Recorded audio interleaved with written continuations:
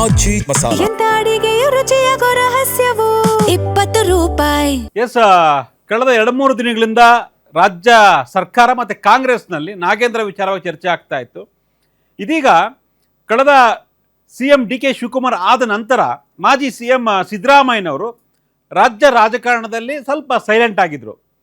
ಯಾವುದೇ ರೀತಿಯ ಸದನದಲ್ಲಾಗಿರ್ಬೋದು ಅಥವಾ ಸರ್ಕಾರಿ ಚಟುವಟಿಕೆಯಲ್ಲಾಗಿರ್ಬೋದು ಅಷ್ಟಾಗಿ ದೊಡ್ಡ ಮಟ್ಟದಲ್ಲಿ ಕಾಣಿಸ್ಕೊಳ್ತಾ ಇರಲಿಲ್ಲ. ಆಯಿತು, ನನ್ನ ರಾಜಕೀಯ ಒಂದು ರೀತಿ ಸಕ್ರಿಯ ರಾಜಕಾರಣ ಮುಗೀತು, ನಾನು ಸೈಲೆಂಟ್ ಆಗಿದ್ದರೆ ಬೆಟ್ರು, DK ಶಿವಕುಮಾರ್ CM ಆಗಿದ್ದಾರೆ, ಅವರು ಆಳ್ವಿಕೆಯನ್ನು ಮಾಡಲಿ ಅನ್ನೋ ರೀತಿಯಾಗಿ ಸೈಲೆಂಟ್ ಆಗಿದ್ದರು. ಆದರೆ ಒಂದು 2-3 ದಿನಗಳಿಂದ ಮಾಜಿ CM ಸಿದ್ದರಾಮಯ್ಯನವರು ನಾನು ಸೈಲೆಂಟ್ ಅಲ್ಲ, ನನ್ನ ರಾಜಕಾರಣ ಇನ್ನೂ ಇದೆ ಅನ್ನೋದನ್ನ ಬಹುಶಃ ತೋರಿಸ್ತಂತೆ ಕಾಣಿಸ್ತಾ ಇದೆ.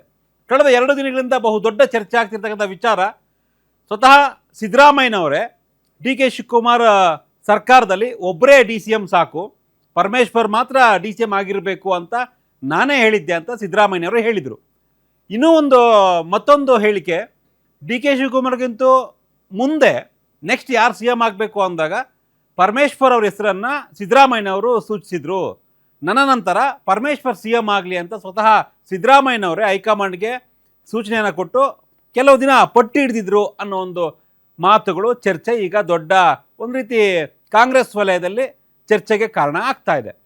ಈ ನಡುವೆ BJPಯ ನಾಯಕರು, ಕಾಂಗ್ರೆಸ್ ನಾಯಕರು ಎಲ್ಲರೂ ಕೂಡ ಸಿದ್ದರಾಮಯ್ಯನವರನ್ನು ಭೇಟಿ ಆಗ್ತಾ ಇದ್ದಾರೆ.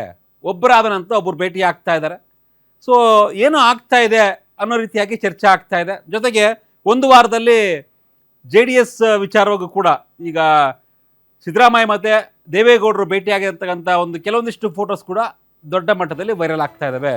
ಸೊ ಹಾಗಿದ್ರೆ ಸಿದ್ದರಾಮಯ್ಯನವರು ಸುಮ್ಮನೆ ಇದ್ದರೂ ಕೂಡ, ಅಂದರೆ ನಾನು ಸೈಲೆಂಟ್ ಅಲ್ಲ, ರಾಜಕಾರಣದಲ್ಲಿ ಏನು ಬೇಕಾದರೂ ಆಗಬಹುದು ಅಂತ ಸಂದೇಶವನ್ನು ಕೊಡ್ತಾ ಇದ್ದಾರೆ.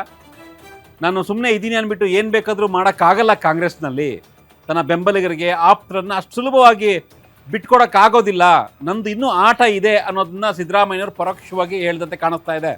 ಜೊತೆಗೆ ಬಹುಶಃ ಮಾರುತಿ ಅಹಿಂದ ಕೂಡ ಸಮಾವೇಶ ಇರ್ಬೋದು.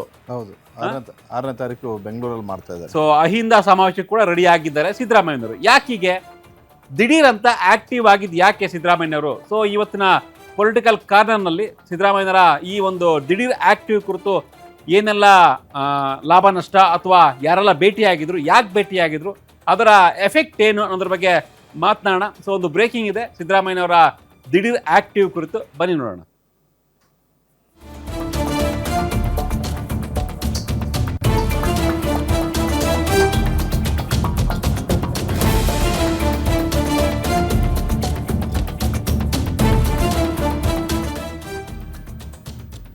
ಎಸ್, ಕಾಂಗ್ರೆಸ್ನಲ್ಲಿ ಮಾಜಿ CM ಸಿದ್ದರಾಮಯ್ಯನವರು ತಾನು ಸೈಲೆಂಟ್ ಆಗಿ ಇಲ್ಲ ಅನ್ನೋದನ್ನ ಮತ್ತೆ ಹೇಳ್ತಾ ಇದ್ದಾರೆ.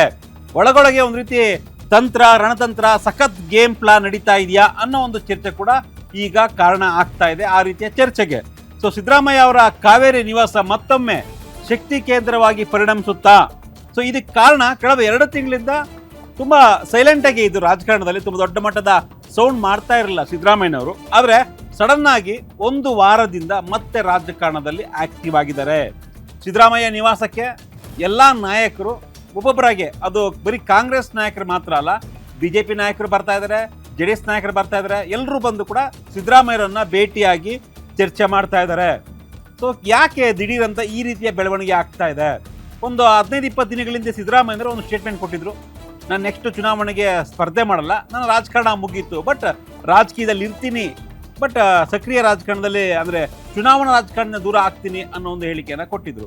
ಸೊ ಈ ಕಾರಣಕ್ಕಾಗಿ ಕೆಲವೊಂದಿಷ್ಟು ನಾಯಕರು ಬಂದು ಭೇಟಿ ಆಗ್ತಾ ಇದ್ದಾರಾ, ಅಥವಾ ಸಿದ್ದರಾಮಯ್ಯನವ್ರ ಜೊತೆ 2028ರ ಚುನಾವಣೆಗೆ ಕೆಲವೊಂದಿಷ್ಟು ಲಾಭವನ್ನು ಪಡೆಯೋದಕ್ಕೆ, ಅಥವಾ ಸಿದ್ದರಾಮಯ್ಯನವರ ಎಫೆಕ್ಟ್ ಯಾವ ಮಟ್ಟಕ್ಕೆ ಆಗಬಹುದು ಆಯಾ ಕ್ಷೇತ್ರಗಳಲ್ಲಿ ಅನ್ನೋ ಲೆಕ್ಕಾಚಾರದಲ್ಲಿ ಸಿದ್ದರಾಮಯ್ಯನವ್ರ ಜೊತೆ ಏನಾದರೂ ಗೇಮ್ ಪ್ಲಾನ್ ಮಾಡ್ತಾ ಇದ್ದಾರಾ? ಸಾಕಷ್ಟು ಕುತೂಹಲಕ್ಕೆ ಕಾರಣ ಆಗ್ತಾ ಇದೆ. ಹೀಗಾಗಿ ಸಿದ್ದರಾಮಯ್ಯನವರು ನಾನು ಸೈಲೆಂಟ್ ಅಲ್ಲ, ನನ್ನ ಆಟ, ನನ್ನ ಗೇಮ್ ಇನ್ನೂ ಇದೆ ಅನ್ನೋದನ್ನು ಒಂದು ರೀತಿ ಸ್ಪಷ್ಟ ಸಂದೇಶವನ್ನು, ಅದು DK ಶಿವಕುಮಾರ್ ಆಗಿರ್ಬೋದು CM, ಅದೇ ರೀತಿ KPCC ಅಧ್ಯಕ್ಷ BK ಹರಿಪ್ರಸಾದ್ ಆಗಿರ್ಬೋದು, ಮಲ್ಲಿಕಾರ್ಜುನ್ ಖರ್ಗೆ ಆಗಿರ್ಬೋದು, ಕಾಂಗ್ರೆಸ್ ಹೈಕಮಾಂಡ್ ನಾಯಕರಿಗಾಗಿರ್ಬೋದು, ಒಂದು ರೀತಿ ಈ ರೀತಿಯ ಭೇಟಿಗಳಿಂದ ಸಂದೇಶವನ್ನು ಕೊಡ್ತಾ ಇದ್ದಾರಾ ಅನ್ನೋ ಒಂದು ಚರ್ಚೆಗೆ ಕಾರಣ ಆಗ್ತಾ ಇದೆ. ಸೊ ಸಿದ್ದು ಸೈಲೆಂಟ್ ಅಲ್ಲ, ಯಾಕೆ ಈ ರೀತಿಯ ಡೆವಲಪ್ಮೆಂಟ್ ಆಗ್ತಾ ಇದೆ ಅನ್ನೋದನ್ನ ನಾವು ಒಂದೊಂದಾಗಿ ನೋಡ್ತಾ ಹೋಗೋಣ. ಗ್ರಾಫಿಕ್ಸ್ ಮುಖಾಂತರ ವಿವರಿಸಿ ಎಕ್ಸ್ಪ್ಲೇನ್ ಮಾಡುವಂಥ ಒಂದು ಪ್ರಯತ್ನವನ್ನು ಮಾಡೋಣ.